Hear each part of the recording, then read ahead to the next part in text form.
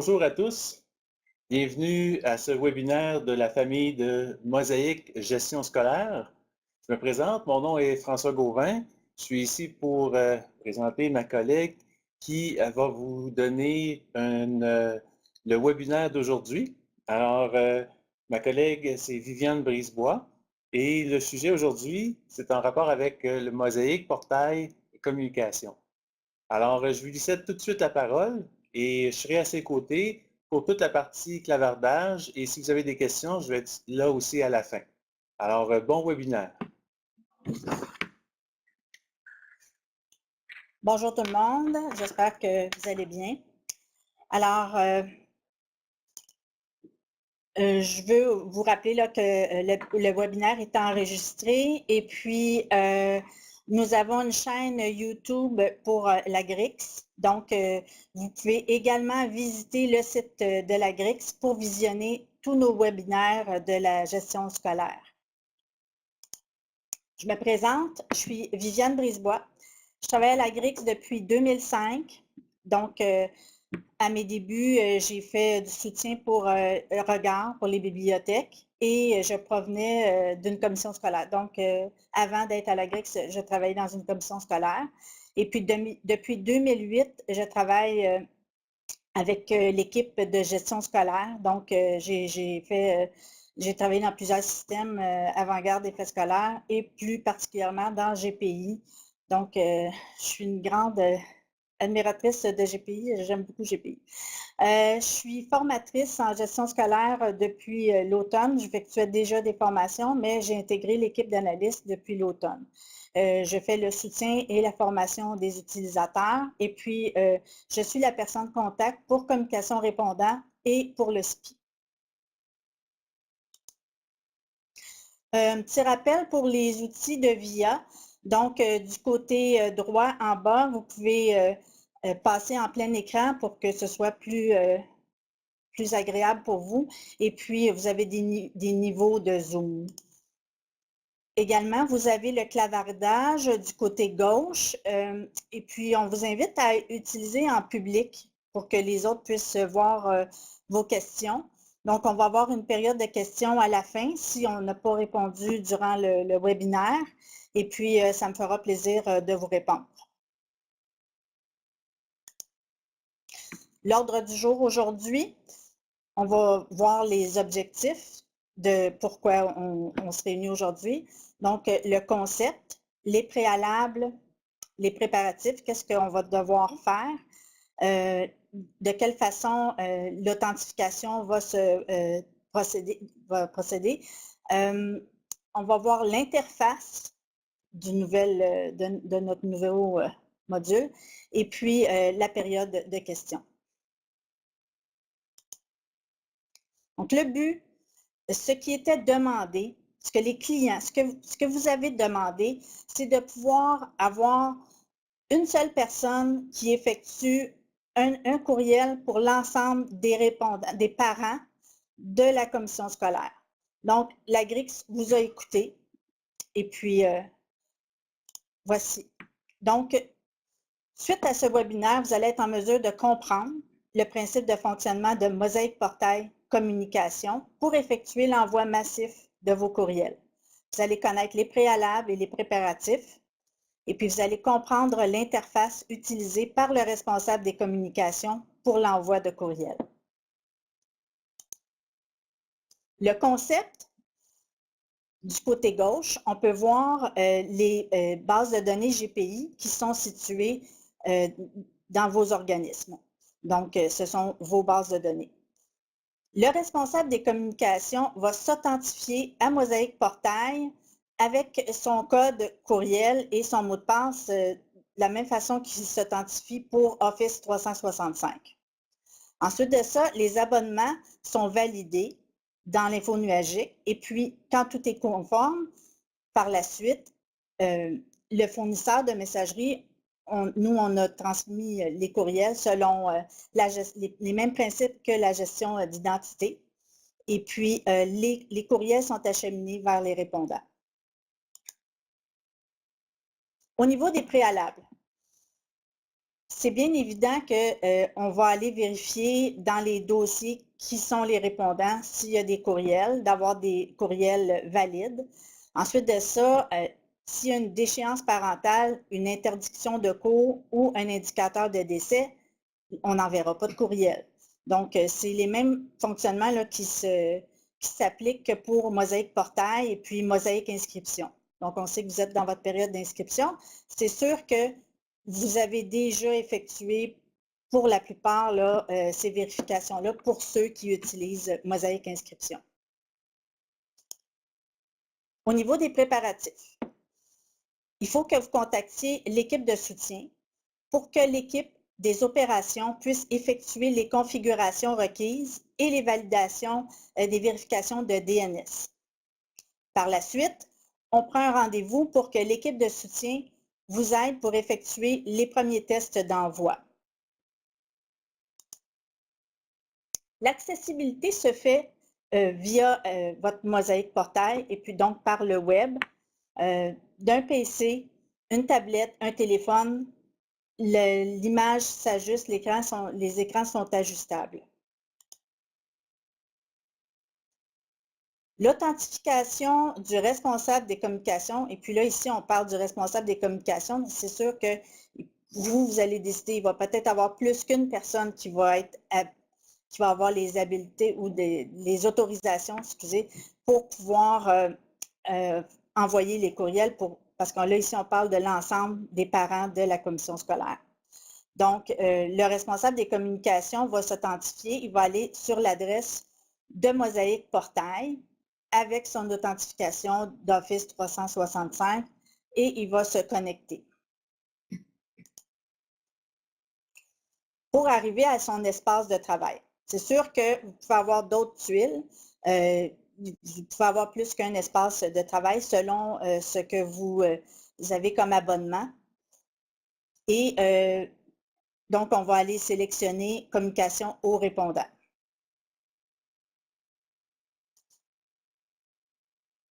Voici l'interface du responsable des communications. Donc, aussitôt qu'il va avoir sélectionné sa tuile, à ce moment-là, on va voir ici la zone d'identification. Vous avez la zone d'identification ici du côté droit.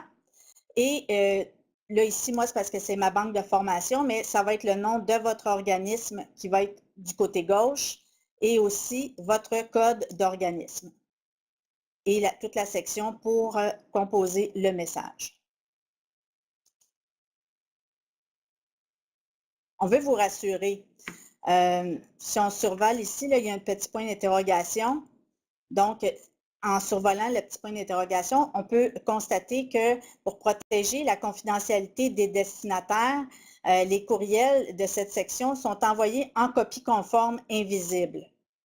Donc, il n'y a pas aucun parent qui va voir les courriels des autres. Vous allez pouvoir sélectionner toutes les écoles à la fois, donc un seul clic pour toutes les écoles, ou bien sélectionner certaines écoles. C'est sûr que là, on ne peut pas filtrer pour demander par groupe ou selon d'autres critères. C'est toutes les écoles ou bien certaines écoles. C'est sûr que si vous voulez faire des envois de façon plus précise par groupe repère, à ce moment-là, il faut continuer à utiliser communication répondant que vous avez dans GPI Windows.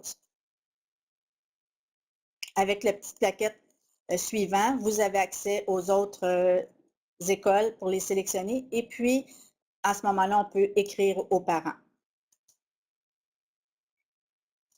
Ici, c'est une simulation. J'ai ajouté où on voit les parents de toute l'école. Ça veut dire qu'on a choisi avec le bottin des écoles les parents de toute l'école. Et c'est possible également d'ajouter des destinataires. Donc, destinataire 1, destinataire 2 et Hotmail, Gmail. Donc, vous pouvez ajouter les destinataires selon vos besoins.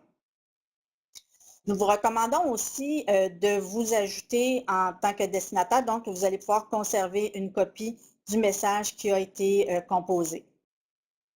Donc là, à ce moment-là, c'est possible d'ajouter le sujet. Et puis, vous avez une zone de texte enrichi. Vous pouvez changer la police, mettre ça en gras italique.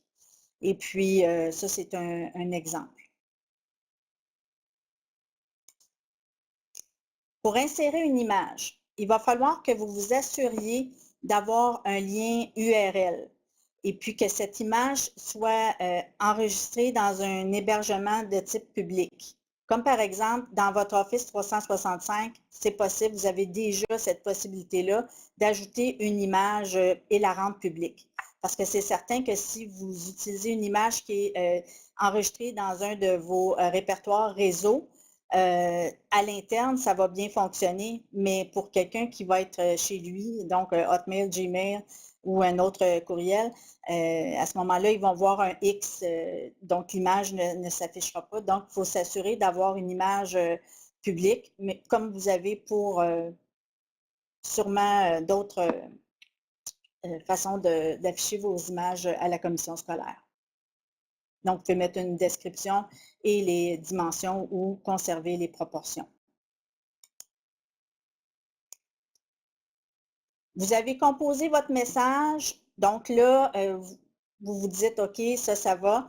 Et ça peut être une bonne idée de faire un test d'envoi. Donc, le test d'envoi, ce qu'il va vous permettre de faire, c'est que vous envoyez à une adresse. Ça ici, c'est une adresse fictive. Mais vous pouvez envoyer un destinataire au test pour voir est-ce que ça vous convient. Est-ce que vous aimez la police que vous avez choisie? Est-ce que tout est conforme? Et puis, en recevant le message, vous pouvez revenir faire des modifications. Vous ne perdrez pas le message et vous ne perdrez pas non plus les destinataires qui avaient déjà été sélectionnés. Ce qui va vous permettre, une fois vos tests concluants, de décocher et puis d'envoyer votre communication. Vous avez une petite boîte qui va s'afficher pour vous indiquer que le message est en cours d'envoi. Et puis, on vous mentionne que selon le volume de courriel et la taille, l'envoi peut prendre plusieurs minutes. Donc, le message ça va s'afficher durant toute la durée où le message va être, la demande va être traitée. Par la suite, il va y avoir une autre petite fenêtre qui va s'afficher pour dire que le message a été envoyé. Le message d'origine que vous avez composé ne sera pas effacé. C'est voulu, c'est parce que vous pourriez avoir des petites modifications et puis l'envoyer comme pour une autre école. Donc, on vous permet là, de ne pas être obligé de tout recomposer votre message.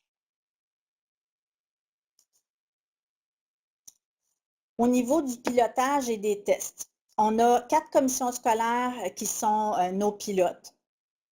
Et puis, il y a des tests de charge qui ont été effectués. Donc, un exemple de ce qui a été effectué, il y a eu 21 723 courriels qui ont été envoyés. Donc, la durée que cela a pris pour effectuer la demande d'envoi, ça s'est fait en 1 minute. Donc, c'est assez rapide. Les gens qui utilisaient auparavant le portail et du groupe ont été agréablement surpris. Donc, on peut dire que c'est concluant. Ces tests-là, celui-ci n'avait pas d'image, donc on prévoit un autre envoi avec des images pour voir la durée que ça va prendre, mais on peut se rendre compte que pour 21 000, c'est quand même rapide. Notre fournisseur prévoit où on peut envoyer 5 millions de courriels par jour, donc ça ne sera pas problématique. Là, vous vous dites, c'est bien beau tout ça, combien ça va nous coûter? Mais j'ai une bonne nouvelle pour tous ceux qui ont le portail. Mosaïque Portail, c'est inclus dans votre licence. Donc, vous allez pouvoir l'utiliser, mais c'est sûr qu'auparavant, il faut contacter l'équipe de soutien pour qu'on puisse planifier des rendez-vous. Et puis, suite à l'implantation de faire les petits tests. Et puis, ce n'est pas quelque chose qui est très long. Donc, notre équipe opération va effectuer les vérifications avec vous. Puis, ce n'est pas des rendez-vous qui sont longs à effectuer. Donc, on peut parler, je dirais peut-être entre 30 et environ 30 minutes. Donc, On parle de convivialité parce que c'est simple d'utilisation. Et puis, la rapidité. Si vous avez 2 mots à retenir, convivialité, rapidité. Donc, c'est inclus dans votre licence de Mosaïque Portail. Vous êtes déjà 60 clients qui avaient Mosaïque Portail. Donc, on parle d'organismes et collèges privés, commission scolaire et collèges privés. Donc, pour les autres clients qui seraient intéressés, à ce moment-là, je vous invite à communiquer avec votre représentant au service à la clientèle. Et puis, à ce moment-là, vous allez pouvoir avoir d'autres détails.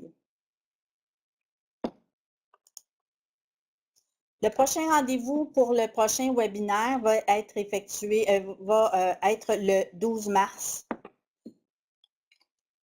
pour la gestion scolaire. Et puis, j'aimerais profiter de cette occasion pour remercier pour le bon travail l'équipe de développement, toute l'équipe de développement, le porteur de dossier Marc Lecourt, mon chef d'équipe François qui est ici pour ses précieux conseils.